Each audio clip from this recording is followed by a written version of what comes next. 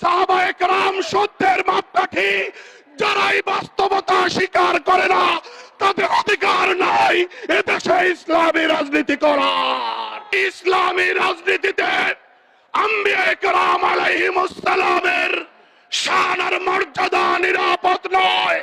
যে ইসলামী রাজনীতিতে সাহাবায়ে কেরাম রাদিয়াল্লাহু আনহুম আজমাইনের শান আর মর্যাদা নিরাপদ নয়, সেটা কোনো অবস্থাতেই ইসলামী রাজনীতি হতে পারে না, হতে পারে না।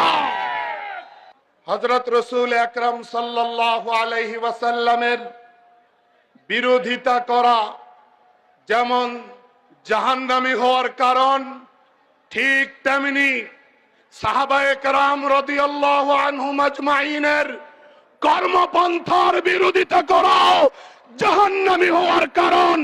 সূরা নিসা থেকে আমি যে আয়াতে কারিমা তেলাওয়াত করেছি, এই আয়াতে কারিমা স্পষ্ট বার্তা দিচ্ছে